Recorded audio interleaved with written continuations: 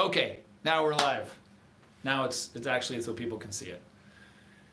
So this week, the video coming on Thursday is going to be about emotions and why it's okay for men to show emotion. That's and men, a lot of men have difficulty with that, and there's many reasons. Let's see. Oh, there we go. Can you raise this up a little bit? I'm gonna raise it up just so I can be a little bit closer. Yeah, that's good. That's good. Hey Dan, how are you? So if you guys have questions, feel free to post them here, and I'll see what I can do as far as answering your questions. This week's video, coming on Thursday, is about emotions and how a lot of men are, well, whether the word's afraid or so, to show emotion. So Dan, homeschool or public school? Well, I went to public school, so I can't necessarily tell somebody else whether homeschool or public school is better. What the information that I do know is that homeschooling can be really advantageous as far as concentration, can be the type of child, it can depend on the type of child, also just making sure they get the socialization. So I'm not sure I'm an authority on that, but I appreciate the question, that's for sure. Is your child in homeschool or public school? Maybe some people can post and the community can help answer that question for you. At 52, having my first child, awesome. Well, thank you for the feedback, Brian, and congrats. It's awesome to have your first child. So you probably will have a little bit more wisdom and a little bit more knowledge than some of the younger dads, which is great. Some of the life experiences that you can add. Stay still, I'm being told. It's focusing back and forth. Oh, is it? Okay. All right.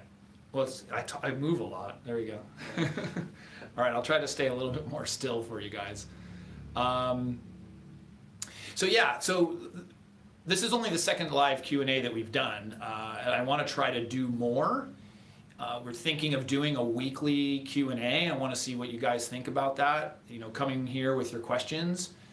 We release a weekly video as we currently, and so I think that there's some opportunity to have a little bit more in constant feedback. I'd love to hear from the community as far as the topics that are of concern and things that you're interested in.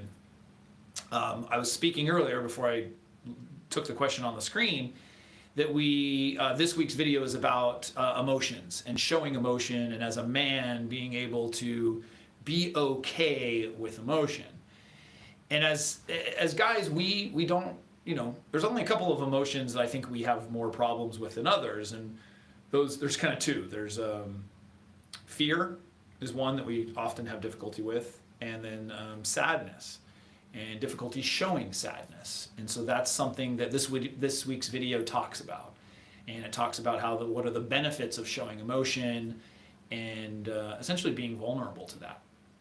So very excited to release this one. So here's another question. How would you suggest I approach being a father to my girlfriend's son?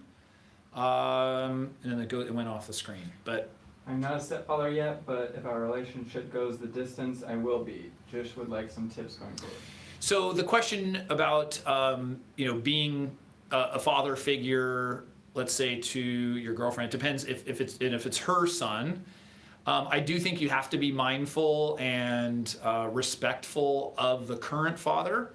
That's something you're going to want to make sure that you're respectful of that. I think every situation is different. She's sort of in charge of when she feels comfortable to introduce. I think it's also kind of up to her in that, and kind of maybe pose that question with her. Is it what does she want from you and your involvement?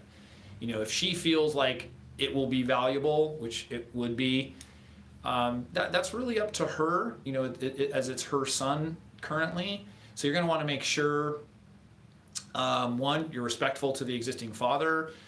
And then two, yeah, I would ask her. I think it's important for her to feel comfortable with it, and it's something that you ease into. But there's no question that you stepping up and being there for as a father goes, can be helpful and to that child's life, and that's something that's really important. So, but have that discussion with her and ask and say, what is the involvement you want me to have? I'm open and willing to have as much involvement as you need and support, and I want to be there.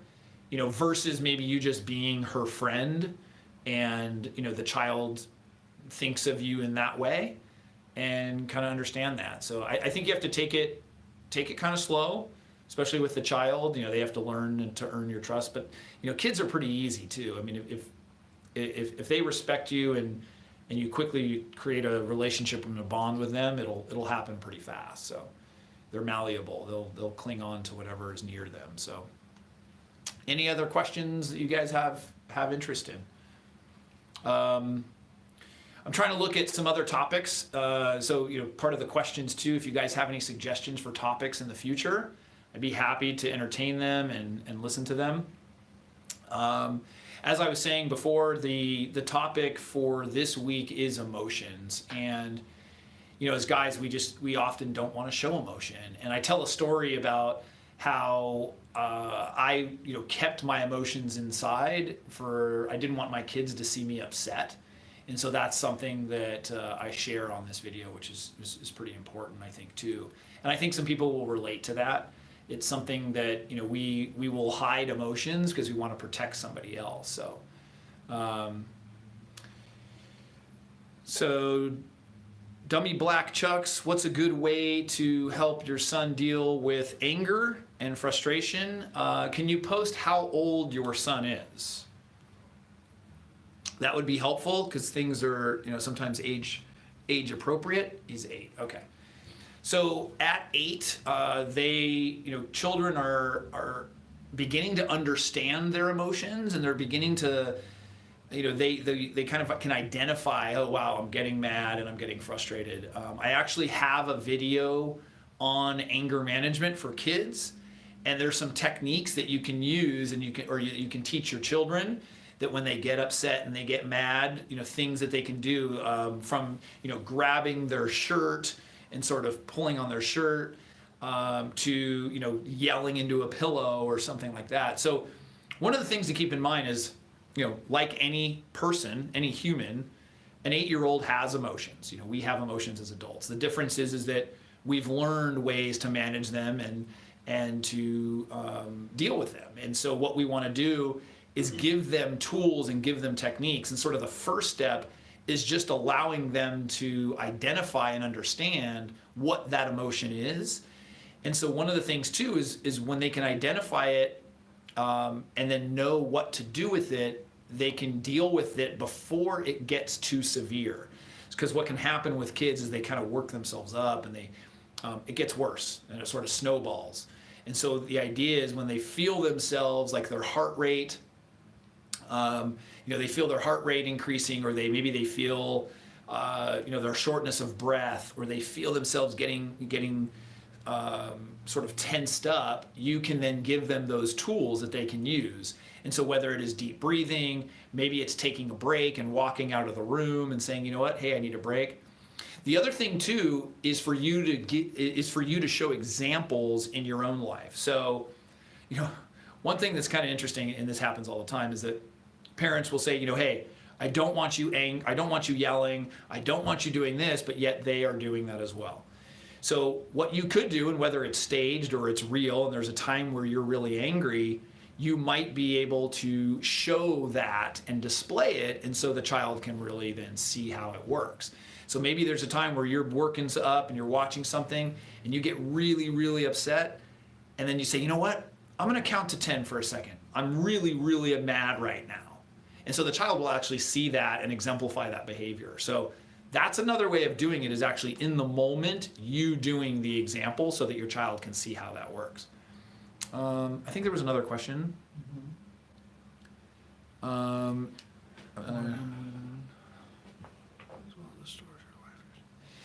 So, well, how do you prepare? There's lots of ways. We've got a lot of books on this. This is Morgan asking, how do you prepare for yourself to be a father? And it's a great question. And that's what some of the videos that I've put out are about, first time dad and brand new dad tips. Is a lot of it is not tactical. And so there was another question that was posed about learning philosophy instead of baby books. Yes, I wouldn't necessarily even call it philosophy, but maybe it's emotional intelligence and some of the things that you deal with. Because I can tell you, you'll become a diaper changing expert after a couple of changes. You'll learn how to feed your baby right away. The difficult parts are dealing with the emotional part, dealing with, discipline, dealing with, how to teach them. Those are the things that are a little bit more challenging because they don't happen right away. You don't become an expert in empathy and learning how to diffuse a tantrum first time out. It doesn't happen. You're like, oh yeah, I remember that worked. And then the next time it doesn't work. So it's not something like changing a diaper where you can just all of a sudden, you got it and hey, boom, boom, boom, boom, and there's no other problem. So I do think that understanding parenting philosophy, parenting techniques, and that's a lot of what I'm going to try to do it. But there are no videos about how to change a diaper or how to burp a baby or how to get the baby to sleep. Now, not saying that those aren't important things. But for me as a father, those are sort of figured out, and everybody has their own opinion on those things too.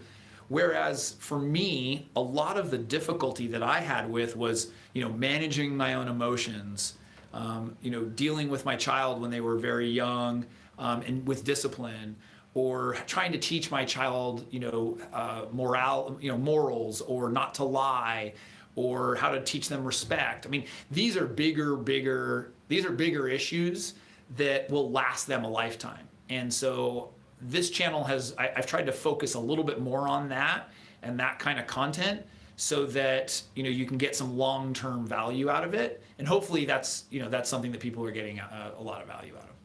So great questions. Appreciate that. Keep them coming. If you guys have any other questions, I'd love to take them. I want to make sure that I've got a door over here that nobody's walking in that door. So this is where I record. By the way, this is just some background info. This is where I record. I've got an office here. We've now turned it into a studio where I record these videos. So I've got some lighting and some things around. It looks a little funky. I start to sweat a little bit because it gets warm. And these talks here, the live Q&A is a little bit longer than the normal video that I do. If you see, my videos are anywhere from 5.5 to 7 minutes or so. But it's fun. And if you guys like these Q&As, please hit the thumbs up. Next time you see the lives coming, we're gonna probably try to make it on a regular schedule. We're thinking Wednesdays. Wes, is that? So. You think so? Yeah, we're looking at possibly Wednesdays, 4:30 p.m. Pacific. That's kind of the tentative schedule, but we'll see what's going on. Thank you for the feedback. Thank you guys. Morgan, hello. Dankbud650, thank you very much. Thank you guys. It is great. The support here. We're in this together. This is something.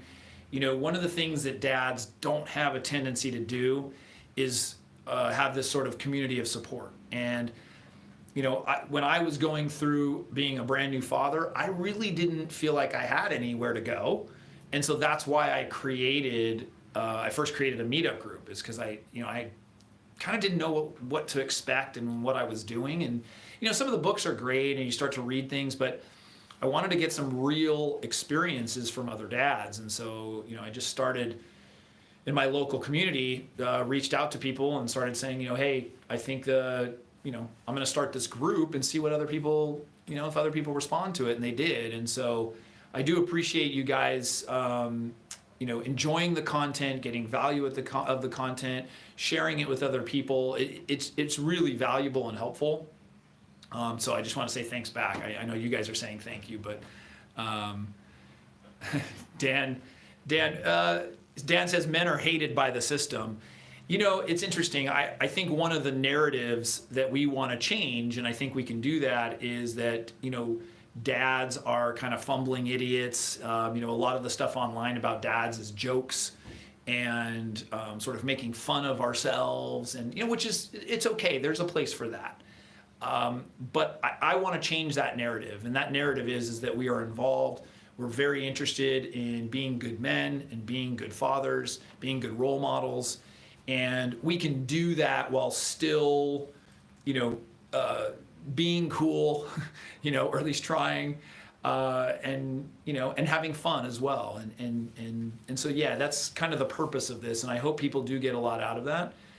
And these Q&As are great. I mean, the ability for me, too, to get live feedback on what you guys are interested in is very helpful. So I want to thank you as well, because it's helpful to me to learn what people want. So if you guys have topics that you think, you know, could be covered or that you don't see covered, you know, feel free to write them down, and I'd love to get that feedback.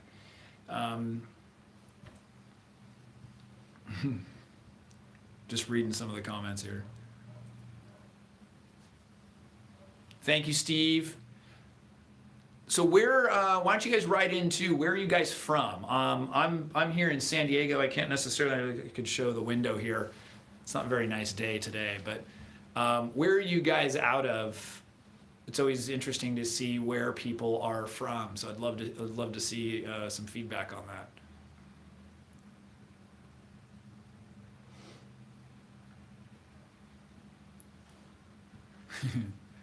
Brian's out of Missouri. Very cool. So Dan asked how to introduce Christianity to your child. Well, you know what? I think you can broaden that and say introducing really anything, whether it is a religion, a philosophy, you know, all of that is up to you. One of the things that, you know, and that's up to an individual parent, is, you know, do you make what, or not necessarily make, but do you have what you are interested in, is what your child is interested in. And so this will go for religion, or go for sports, or go for, you know, like I said, philosophies on things. And so there's a certain age where, you know, when they're young, that you can sort of introduce all kinds of things to them, but then eventually, and you have to determine that, is at what age are they able to make their own decisions, and are you going to be okay with that if they don't, if they don't agree with you and they don't like your the same things that you do. And so, you know, religion is one of those. And I mean, obviously when a child is younger, it can be important for you and your family, and you can decide that. But as they get older, all right, Brian, take care. Thank you. You know, as they get older, it's something that, you know, they begin to shape their own interest and their own things. So you got to be aware of that. Got a couple other questions that just came on. Let's see here. I'm sweating. Do you see those ones, Wes? There was a couple questions that came on. Where am I? Bottom, very bottom. How can I tell my wife that I don't like her name options? Well, that's a good one. You can tell her. You can just come out and say it. Communication is an important thing. Now, if her name options are like family names, you know, that's going to be a little bit more difficult situation. Here's what we did with our kids. So my wife was very adamant that if we had a girl, she got to name the child, because she already had a name. It was named after somebody, and so she already had the name, and it was kind of non-negotiable in her mind. And so I had to negotiate, and part of that negotiation was, okay, if it is a girl, you get to choose. If it's a boy, I get to choose. So that's one way of doing it. The other was for them to give you a couple of options, and you get to choose that. Now, if they lay out 3 or 4 options and you don't like them, maybe you can explain what you don't like about it, or you can add a couple options. If there's, a family name that you want to add, but I think you have to have that conversation, and make it, or tread lightly, I should say. It's not, it can be something that's very passionate about somebody. I mean, when they have a name that they just feel so wonderful about. Now, what I would ask also is why you don't like the name. So that might be an important thing for her, that, let's say, as an example, you're going to have a girl and the name that she likes is an ex-girlfriend of yours. That might be a pretty good reason to not like that name. If it is something that you just, it's not that great, and there's maybe some other names, maybe ask yourself, is it that, is it worth something that you are worth arguing about, or is it something that you might be able to compromise and say, you know what, if it's that important to you, then you let it go, and that might be something that you can do, or you can negotiate and you figure out what it is that you want. You say, maybe like I said, you know what, if it's a boy, then I get to name him, and so I got to do that, and so she was okay. So let's see. So Morgan's from Belize, right on. There was another question that just came up. How do we get our 11-year-old to stop picking on our 6-year-old? Great question. So sibling rivalry is absolutely common. It always happens. So what you want to do is find out sort of the reasons why the older one picks on the younger one. Now, what I will say is that we often think, hey, this one's picking on this one, but a lot of times we may not see the vice versa, or maybe the younger one is kind of annoying to the older one. I'll give you an example. Is kids are going out to play, or the 11-year-old's going out to play. I'm not saying you do this, but this happens. The 11-year-old's going out to play, and you say, hey, go bring your brother with you. Or bring your sister with you, or whatever. And the problem with that is that they always feel obligated to do something when they really don't want to play. They want the independence.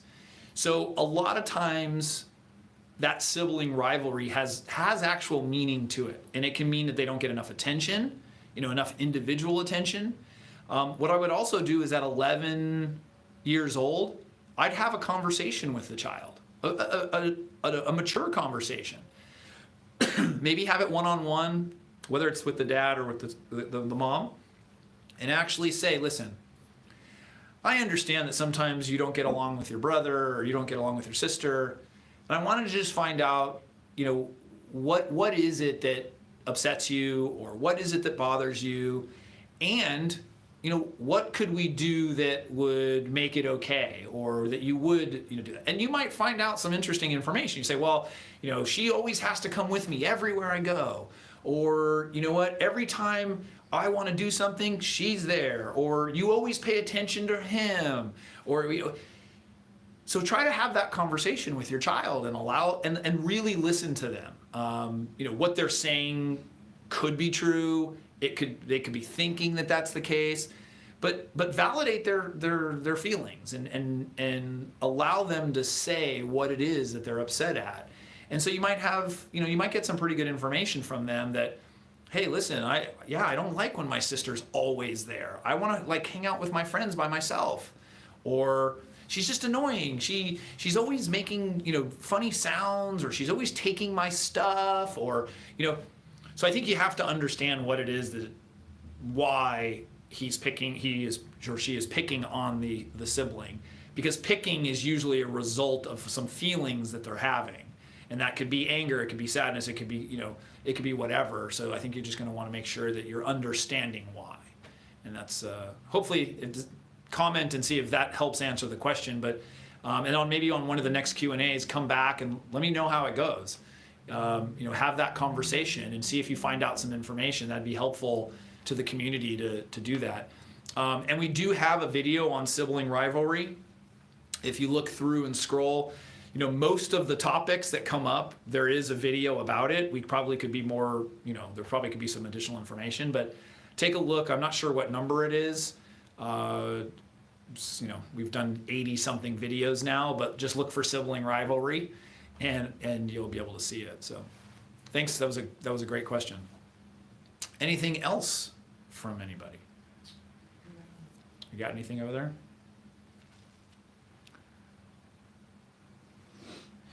So Dan asks, my wife is OCD and doesn't allow you to make the decisions on the baby. So how do you get to do that? A lot of that can be out of fear. She might not feel like you're doing it right, you're not doing it her way, and that's something that you're going to want to have a talk to her about.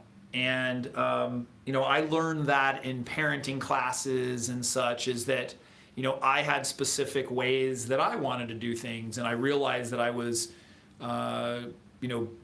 putting that on my wife that, hey, you weren't doing this thing the way that I wanted to do it. So you also might want to look at yourself and, see if there are things that you are being very particular with yourself. But if your wife is that way, I would have that conversation. Now, here's the thing. I just said that about having the conversation with your child. You have to have the conversation with your wife. And when I say have the conversation, it's not nagging, it's not yelling, it's having a mature, conversation when there's not emotion involved. So when the situation is not happening, it's, a different time where you say, hey, honey, I wanted to talk to you for a second. I totally appreciate everything that you do. You're an amazing mom. You got to preface it with a lot of positive things. Which brings up enough. I would preface it with, you do so much, you work so hard, and I know that you want things a certain way. So the question being is, if I want to be able to help, how can I help? And saying, because it seems that, like, if I change the baby this way or dress the baby this way, you don't like it. And so, but I really want to be involved, and I really want to help, and I really want to, do that. And so then maybe you can, you can ask that question. Thank you, Steve. That's good. Steve's going to let me know how it goes with the Sibling Rivalry. That'll be great. Matt asks, you don't want to ignore the 2 dogs when we have the baby. The dogs are going to have to adjust, just like a sibling does. And so what you're going to have to do is introduce the baby to the dogs as a positive thing. Now, I'm not an expert on pets, but there are some videos, I think, out there on YouTube which might explain that, where, prior to the dogs being introduced to the child, you might give them a blanket of the child. So bring them a blanket, or let them smell the baby and let them be involved in that process. So when you bring the baby home, maybe the baby is holding a dog toy, or put a dog toy near, or like a bone or something near the baby, as if the baby is giving it to them, so that they can feel like the baby is a positive thing for them. But those are, and the only reason I say these things, because I don't know so much about pets, is that's how you do it with siblings, is that you don't give them the smell of the blanket or a bone, but you basically, like, one of the things we did when our daughter came is we gave our son a toy, and we said, hey, this is from your baby sister. Your baby sister wanted you to have this. And he was ecstatic, and he wanted to hold the baby and be a part of it and do that. And so it can be an adjustment as far as the attention, but you also want to make sure you are giving, whether it's a sibling or it's pets, giving them individual attention. One of the things that was really important for me, having 2 children, was to spend individual time with each child. And so I think that's the same thing with pets. It's the same thing with a baby. It's the same thing with siblings, whatever, is having that individual time. So even when you have one child, it's not always the mom and you together going or doing something. You get the chance to do that by yourself, and get to take the baby by yourself, and get to bond with the baby by yourself. So I was really, I wanted to do bath time by myself, or I wanted to tuck them in at night by myself, and for some people that's hard. They don't really understand that, but it's important to have that individual time, whether it's a pet or whether it's a child. So I think that's something that's important. Any other questions? Let's see. Ooh, it's already 30 minutes or so. This thing goes by fast. I appreciate you guys hanging in there. This is, it's fun. What do you guys think then of, absolutely, Matt. Thank you for the, for being in here. Dan, yeah, certainly if Dan says that, a lot of women can't talk without anger.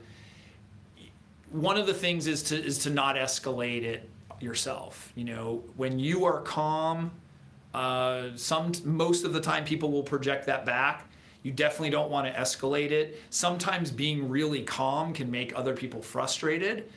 So, I've seen situations where the men will actually then write a letter, because a guy in my meetup group, he was really unable to talk to his wife without her getting really upset. And so when he did that, like she just wouldn't listen. She never was listening because she was so focused on being defensive. And so he would write letters, and she appreciated that. Actually, she responded that way. So it can be from a letter or a text. Granted, sometimes they're not as personal, but if you have difficulty communicating, sometimes in person, sometimes that's a way to do it. Not everybody is a great communicator and has the ability to talk and flush out what they want to say, or even writing it out beforehand so that you have some notes on saying hey, I wrote down some things that I want to talk about, and doing that. So I think that's important also. So what do you guys think about this Q&A? Is this something that you'd want to do? Would the same people come back and just have more questions, or do you think you'd have some additional information to ask? Of course, as your children get older, you're going to have new questions. That happens. Having newborn questions is a lot different than toddler questions, as well as as the kids get older. My children, I have an 8-year-old daughter and a 10-year-old boy, so been through the early phases and the young stuff, and that's why a lot of the stuff was created and a lot of the content was created, because it was challenging. And I say that, it's not a breeze, it's challenging, but what you can do is, do the work. You start learning ways to, when you start learning ways how to handle things, you go through, things much easier, and I can tell you that, my anger is less, my frustrations are less, things have improved because I've learned techniques to do that. Nobody is just born with this innate ability to handle a child. Well, some people might be, but how to know how to deal with a temper tantrum, unless you've experienced it, read it, studied it, watched it, dealt with it, you really don't know how to do it. And so that it's building up those muscles. That's really important. How would you, Eric asks, how would you help your significant others? So what happens is the question, let's see. Oh, there we go.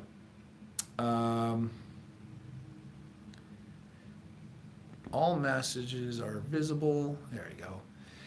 How would you help? Great question. The way that you would deal with their fears is by being empathetic.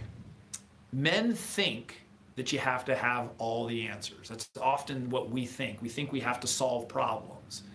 When the truth is that most women don't want a solution. They just want you to listen.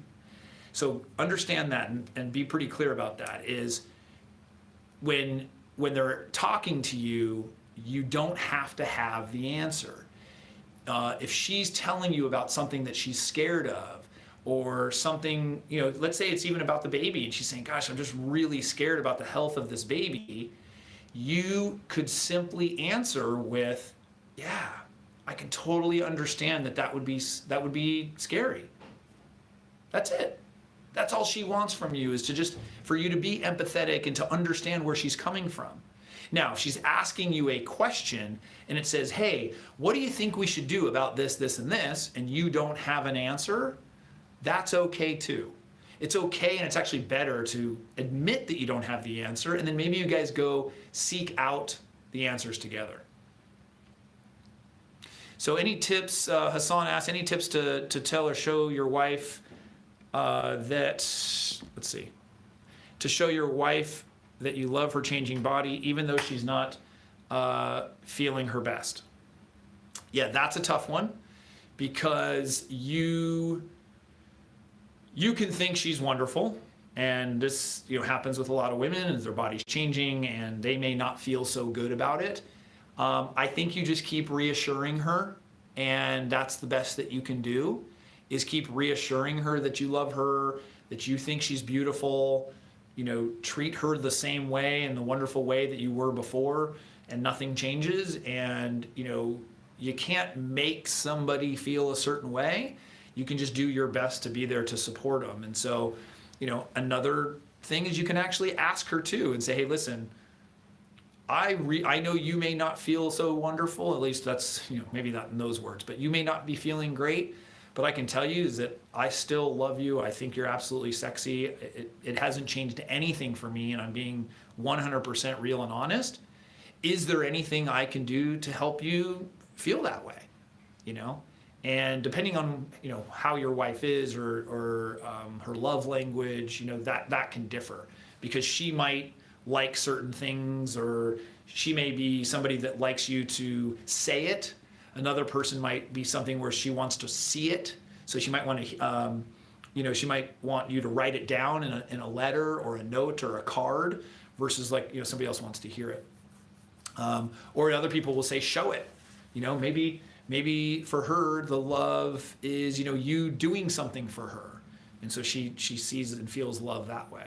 So it really depends on the woman, but that's what you can do, is sort of just continue to be there and continue to support her for that. So great question though. Thank you. That was a good one. Anything else?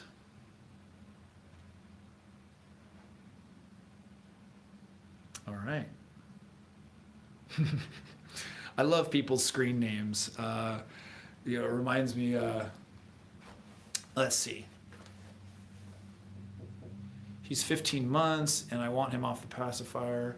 So pacifier, yeah, doesn't matter if he wants it or not. If you want to take it off, take it off. There's some books about it, as well as probably some videos about you taking the pacifier, and like a process that you can go through. But yeah, and then you asked at 15 months throwing tantrums, totally normal.